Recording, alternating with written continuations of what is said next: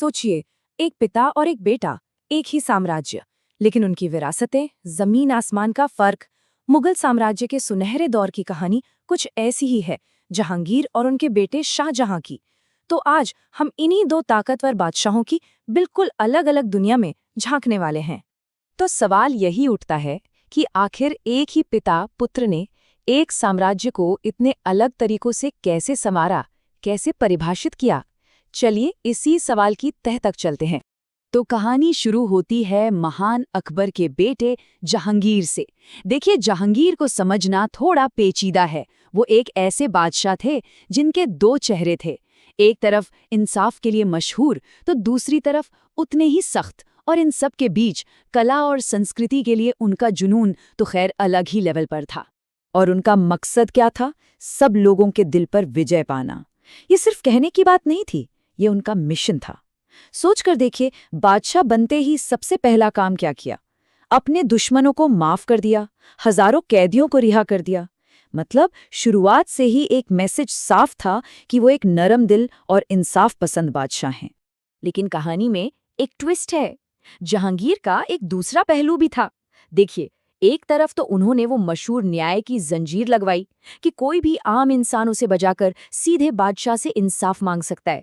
क्या बात है। पर दूसरी तरफ जब सत्ता पर आँच आई तो वही जहांगीर बिल्कुल बदल गए।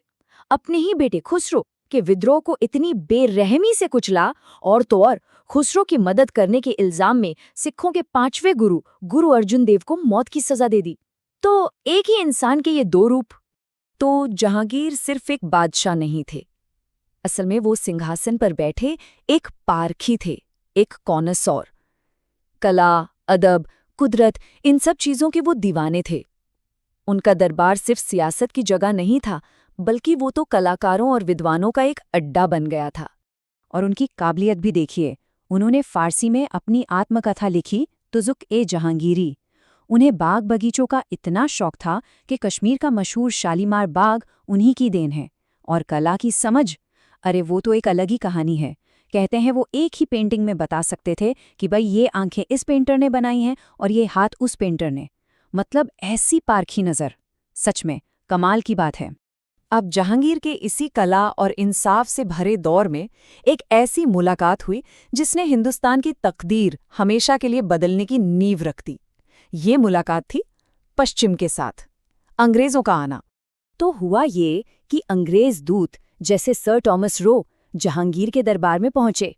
उनका मकसद था तिजारत, यानी ट्रेड। जहांगीर अंग्रेजों की नेवी की ताकत देखकर काफी इम्प्रेस हुए और बस उन्होंने अंग्रेजों को हिंदुस्तान में व्यापार करने की इजाजत दे दी। उस वक्त शायद ये एक मामूली सा फैसला लगा हो, है ना? लेकिन इतिहास गवाह है कि यही वो पहला कदम था जिसने आगे चलकर ब्रिटिश हुकूमत का रास्ता खोल दिया। तो जहांगीर के बाद तख्त पर बैठे उनके बेटे शहजादा खुर्रम। खुर्रम ने मेवाड़ और अहमदनगर में बड़ी बड़ी फौजी जीतें हासिल कीं, और इन्हीं जीतों के बाद उन्हें वो नाम मिला जिससे आज दुनिया उन्हें जानती है, शाहजहां। मतलब दुनिया का बादशाह। नाम से ही उनकी सोच का अंदाजा लग जाता है। देखिए, यहीं पर पिता और पुत्र का फर्क साफ दिखता है।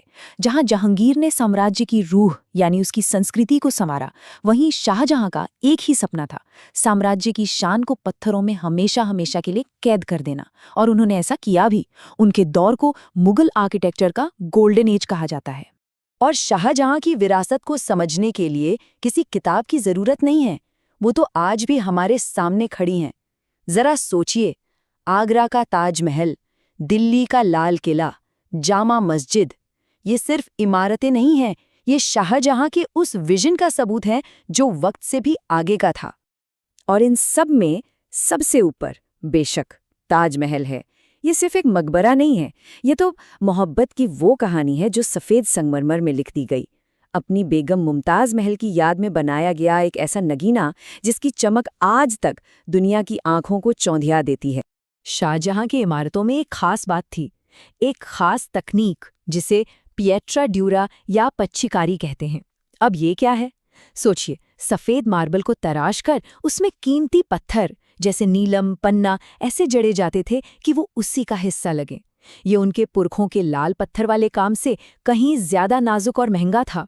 और यही वो स्टाइल था जो शाहजहां के आर्किटेक्चर की पहचान बन गया।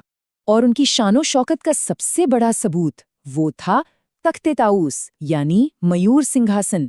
जरा कल्पना कीजिए, सोने का बना एक सिंहासन जिस पर दुनिया के सबसे बेशकीमती हीरे मोती जड़े हैं। और हाँ, उसी में जड़ा था वो मशहूर कोहिनूर हीरा भी। ये सिर्फ बैठने की जगह नहीं थी, ये मुगल सल्तनत की बेहिसाब दौलत का एक चलता फिरता ऐलान था। पर जैसा कि कहते हैं, वक्त हमेशा एक सा नहीं रहता। साल था 1739। ईरान से नादिर शाह ने दिल्ली पर हमला किया और वो इस बेशकीमती सिंहासन को लूटकर अपने साथ ले गया।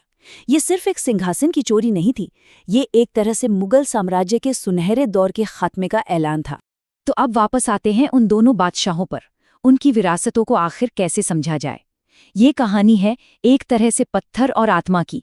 एक पिता जिसने साम्राज्य को एक रूह दी, एक संस्कृति दी, और एक बेटा जिसने उसे एक ऐसा जिस्म दिया, एक ऐसा ढांचा दिया जिसे आज भी दुनिया देखती है और हैरान होती है। और ये अंतर यहाँ बिल्कुल साफ है। जहांगीर का फोकस था कला, इंसाफ और स्थिरता पर। नतीजा एक मजबूत और सांस्कृतिक तौर पर अमीर साम्राज्य।